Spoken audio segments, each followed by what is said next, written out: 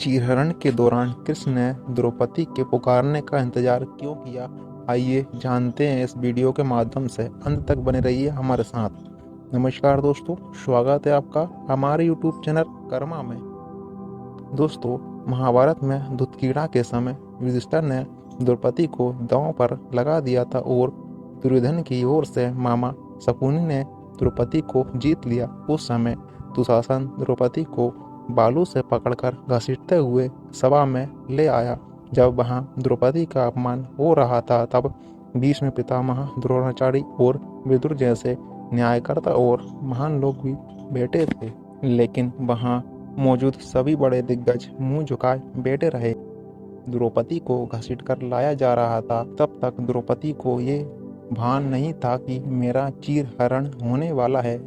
जब दुशासन से भरी सभा में द्रौपदी की साड़ी उतारने के लिए कहा गया, तब द्रौपदी को इस बात का एहसास हुआ कि संकट बड़ा है। उस वक्त उनने अपने सबसे प्रिय सखा भगवान श्री कृष्ण का नाम पुकारा। उद्धव गीता या उद्धव भागवत में श्री कृष्ण के सखा उद्धव उनसे इस संबंध में कई सवाल करते हैं। आइए जानते हैं श्री कृष्ण उद्धव संवाद को। उद्धव कहते हैं, हे कृष्ण, आप पांडवों के आत्मीय प्रिय मित्र थे। आजाद बंधक के रूप में उन्होंने सदा आप पर पूरा भरोसा किया। कृष्ण, आप महान ज्ञानी हैं। आप भूत, वर्तमान व भविष्य के ज्ञाता हैं, परंतु आपने सच्चे मित्र की जो परिभाषा दी है, क्या आपको नहीं लगता कि आपसे उस परिभाषा के अनुसार कार्य किया है? आपने धर्मराज युधिष्ठिर को जुआ खेलने से रोका क्यों नहीं? चलो ठीक है कि आपने उन्हें नहीं रोका, लेकिन आपने भाग्य को भी धर्मराज के पक्ष में भी नहीं मोड़ा। आप चाहते तो युधिष्ठिर जीत सकते थे। आप कम से कम उन्हें धन, राज्य और यहाँ तक कि खुद को हारने के बाद तो रोक सकते थे।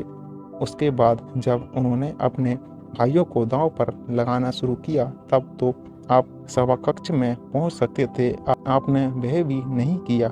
उसके बाद जब दुर्योधन ने पांडवों को सदैव अच्छी किस्मत वाला बताते हुए द्रौपदी को दांव पर लगाने को प्रेरित किया और जीतने पर हारा हुआ सब कुछ वापस कर देने का लालच दिया, कम से कम तब तो आप हस्तक्षेप कर ही सकते थे। अपनी दिव्य शक्ति के द्वारा आप पासे धर्मराज के अनुकूल कर सकते थे। इसके स्थान पर आपने तब हस्तक्षेप किया जब द्रौपदी लगभग अपना सील खो रही थी। तब आपने उसे वस्त्र देकर द्रौपदी के धैर्य को बचाने का दावा किया, लेकिन आप ये दावा भी कैसे कर सकते हैं?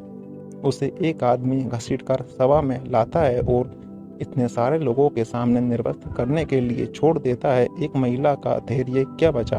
आपने क्या बचाया? अगर आपने संकट के समय में अपनों की सहायता नहीं की, तो आपको आपाद बांधव कैसे कहा जा सकता है? बताइए, आपने संकट के समय में सहायता नहीं की तो क्या फायदा? क्या यही धर्म है? इन प्रश्नों को पूछते पूछते उद्धव का गला रुक गया और उनकी आंखों से आंसू बहने लगे। श्री कृष्ण बोले, प्रिय उद्धव, ये सृष्टि का नियम है कि विवेकवान ही जीतता है। उस समय दुर्योधन के पास विवेक था, धर्मराज के पास नहीं। यही कारण रहा कि धर्मराज पराजित हुए। उद्धव को हैरान परेशान देखकर श्री कृष्ण बोले, दुर्योधन के पास जुआ खेलने के लिए पैसा और धन तो बहुत था, लेकिन उसे पासों का खेल खेलना नहीं आता था। इसलिए उसने अपने मामा शकुनी का धुतकीड़ा के लिए उपयोग किया। यही विवेक है। धर्मराज भी इसी प्रकार सोच सकते थे और अपने चचेरे भाई से पेशकश कर सकते थे कि उनकी तरफ से मैं खेलूंगा।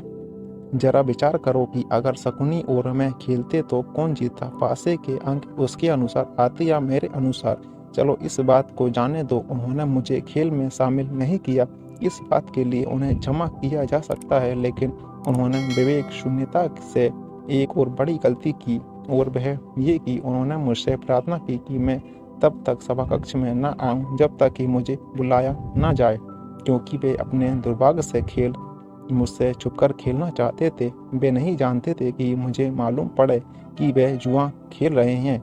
इस प्रकार उन्होंने मुझे अपनी प्रार्थना से बांध दिया। मुझे सभा कक्ष में आने की अनुमति नहीं दी थी।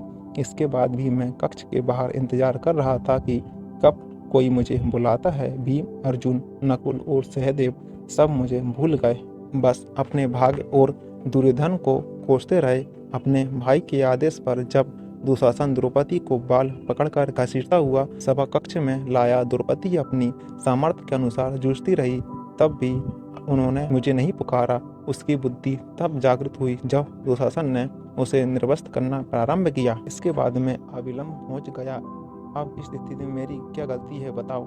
उद्धव बोले, कान्हा, आपका स्पष्टीकरण प्रभावशाली अवश्य है, किंतु मुझे पूर्ण संतुष्टि नहीं हुई। क्या मैं एक और प्रश्न पूछ सकता हूँ? कृष्ण की अनुमति से उद्धव ने पूछा। इसका अर्थ ये हुआ कि आप तभी बोलोगे जब आपको बुलाया जाएगा। क्या संकट से घिरे अपने भक्तों की मदद करना आपका अधिकार नहीं है?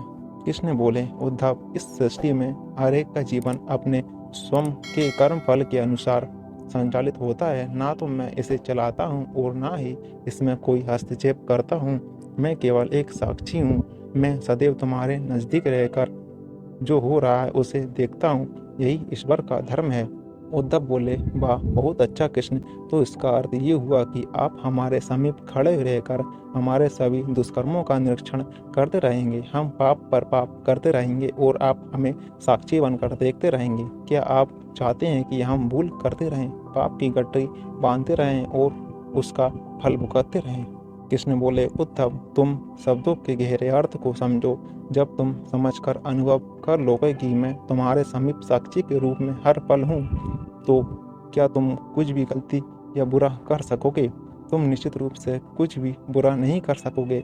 जब तुम ये भूल जाते हो और ये समझने लगते हो कि मुझसे छुपकर कुछ भी कर सकते हो, तब भी तुम कठिनाइयों में फंसते हो। धर्मराज का ज्ञान ये था कि उसने माना कि वह मेरी जानकारी के बिना जुआ खेल सकता है। अगर उसने ये समझ लिया होता कि मैं प्रत्येक के साथ हर समय साक्षी रूप में उपस्थित हूँ, तो क्या खेल का रूप कुछ और नहीं होता?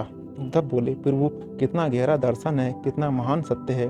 प्रार्थना और पूजा पाठ से ईश्वर को अपनी मदद के लिए बुलाना तो हमारी पर भावना है, किंतु जैसे ही हम ये विश्वास करना शुरू करते हैं कि ईश्वर के बिना पत्ता भी नहीं हिलता, तब हमें साक्षी के रूप में उनकी उपस्थिति महसूस होने लगती है। गड़बड़ तब होती है जब हम इसे भूलकर सांसारिकता में डूब जाते हैं। तो दोस्तों, वीडियो पसंद आए तो वीडियो को लाइक करें, हमारे चैनल को सब्सक्राइब करें, साथ ही साथ बेल आइकन को भी क्लिक करें। धन्यवाद।